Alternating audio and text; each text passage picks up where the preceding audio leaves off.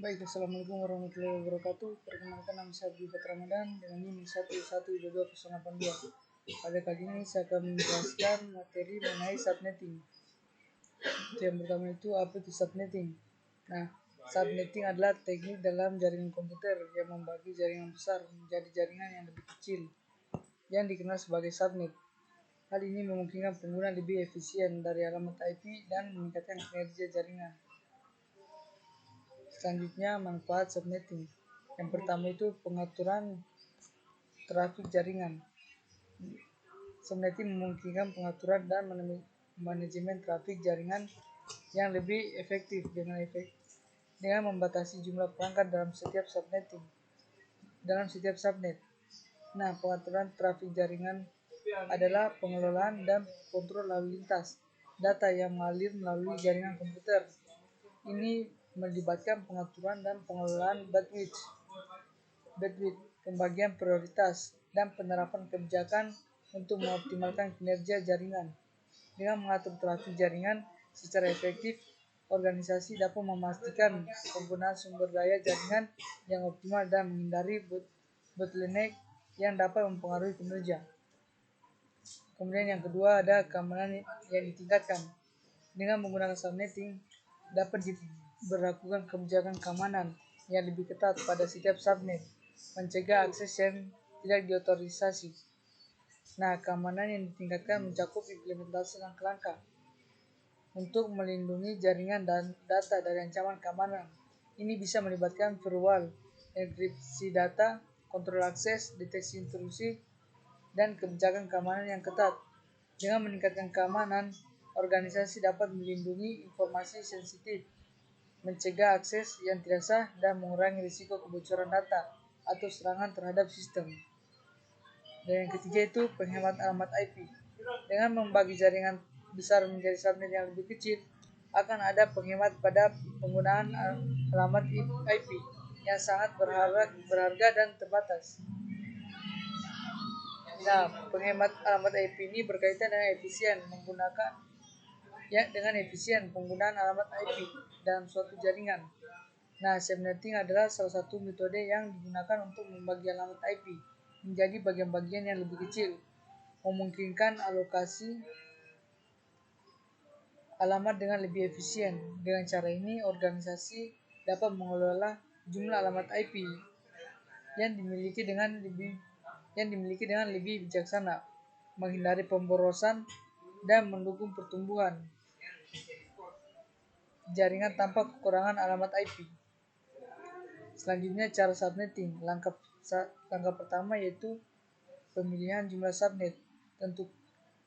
Di mana di sini kita tentukan berapa banyak subnet yang diperlukan dalam jaringan kita. Nah,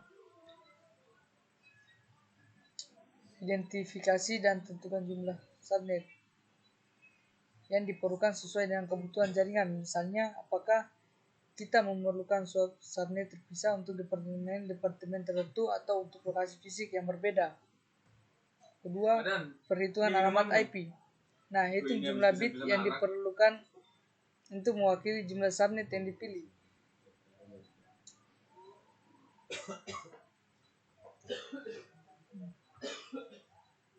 Nah, misalnya kita gunakan rumus 2/n, di mana n adalah jumlah bit subnet yang diperlukan. Contohnya, jika kita membutuhkan 4 subnet, kita perlu menambahkan 2 bit subnet. Misalnya 2/2 sama dengan 2/2 sama dengan 4.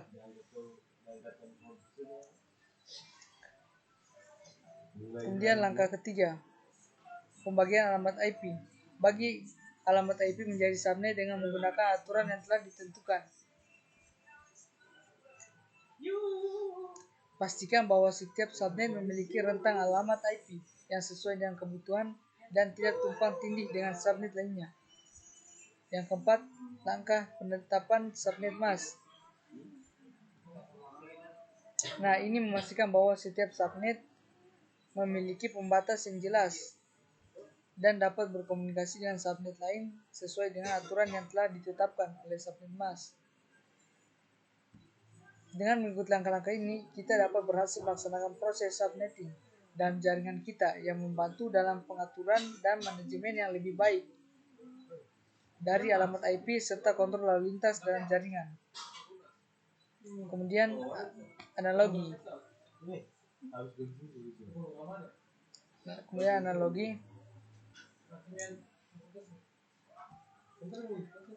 Perbandingan dengan 4 ruangan yang mewakili departemen-departemen berbeda dapat membantu untuk memahami bagaimana subnetting bekerja dalam jaringan komputer. Maka kita lihat analogi ini. Yang pertama itu departemen IT, subnet pertama, di mana gedung perusahaan dibagi menjadi beberapa ruangan. Ruang pertama misalnya 192.168.1.0 sampai 192.168.163 adalah ruangan IT. Di ruangan ini semua komputer dan perangkat terkait dengan departemen IT berada. Subnet mask atau pintu masuk ke ruangan memastikan bahwa hanya komputer dalam ruangan ini yang dapat berkomunikasi langsung satu sama lain. Kemudian departemen HRD. Ruang kedua misalnya 192.168.1.64 sampai 192.168.1.127.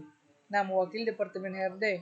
Di sini semua komputer dan perangkat yang terkait dengan departemen HRD berkomunikasi dalam ruangan ini, tetapi mereka mungkin tidak dapat berkomunikasi langsung dengan komputer di ruangan IT atau ruangan lain. Ketiga, marketing.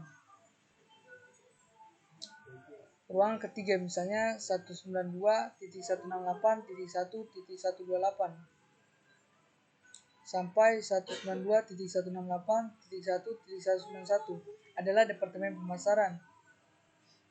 Komputer dan perangkat di dalam ruangan ini dapat berkomunikasi di antara satu sama lain, tetapi mungkin memiliki batasan dalam berkomunikasi dengan ruangan-ruangan lain seperti IT, HRD, dan keuangan. Dan terakhir ini finance, departemen keuangan. Nah, ruang misalnya 192.168.1.192 sampai 192.168.1.1.255 adalah departemen keuangan. Komputer tidak memiliki komunikasi yang baik satu sama lain, tetapi mungkin memiliki batasan berkomunikasi dengan ruangan-ruangan lain. Dengan cara ini, subnetting memungkinkan untuk membuat batasan dan mengatur lalu lintas komunikasi dalam jaringan.